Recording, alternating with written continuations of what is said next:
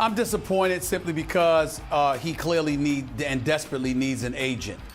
This has his father written all over it in terms of his refusal to work out because he so desperately wants to be a Laker, when in fact he can end up in Indiana Pacers, he can end up in Oklahoma City Thunder, he can end up with any franchise for that matter, because you don't know what the Lakers are going to do. What you don't want to do is minimize your opportunities because you've alienated so many people along the way because of how desperately you want to be a Laker. You're sending the message to the rest of the NBA that they shouldn't want you. You're sending a message to fans everywhere outside of LA that you don't necessarily want to be there. You'd accept it, but you don't want to be there. And that's just not the kind of situation that you want to create for yourself walking into a professional career where you're being paid millions of dollars to play basketball. So again, I have no problem with how he's feeling. It's just that the optics of the situation, as Max would like to say, the way things are looking right now and the manner in which you're serving to alienate other people, how you handle those things can come back to bite you. That is my concern when it comes to Lonzo Ball right now.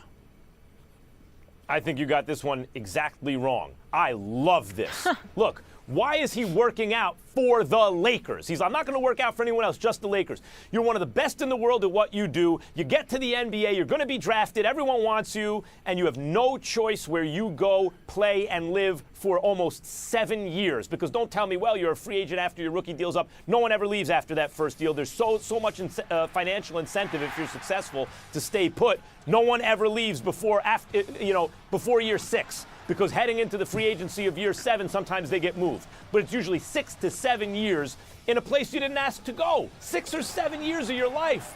So if you have a chance to influence where you go, do it. And in Lonzo Ball's case, what they're really saying is, we don't want the Lakers to pass on Lonzo. We want him to work out for them. And what does that tell you? That tells you that if they're not perfectly confident that if he's available, the Lakers will draft him, they believe that they got the goods. And when the Lakers see him in the workout, they're going to say, we want that guy. So you ain't going to Oklahoma City or anywhere else. You're going to be a Laker. Everyone's focusing on not working out for the Celtics part.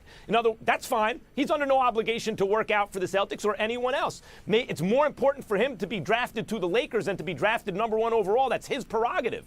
It may not be his prerogative if the Celtics take him anyway.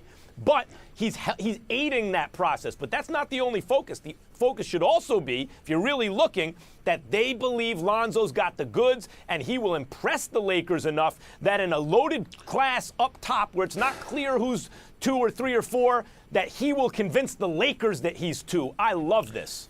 Where you're so wrong and why you shouldn't love this at all is that if he had an agent and a professional known for doing these kind of things, then the credit would be given to the agent. You're missing the backdrop and the impact of the LeVar Ball factor that contaminates this entire situation. It's not like Lonzo Ball is being represented by Bill Duffy or Henry Thomas or even a Rich Paul for that matter or anybody else. Right now, it's about his dad. And so when you're looking at this situation, you're thinking LeVar Ball as much as Lonzo. And so now you find yourself in a situation where you're literally praying that the Lakers are the ones that take you, because if the Lakers don't take you, who knows where he's going to drop. Remember, De'Aaron Fox gave it to him in the NCAA tournament. Remember when we met him and we looked at how undersized he was and how desperately he needs to get in the weight room, because even though Kevin Durant was slim, Kevin Durant was also 6'10", 6'11", with a 7'6" wingspan. Lonzo Ball is considerably smaller and considerably light in the you-know-what. All of those things matter.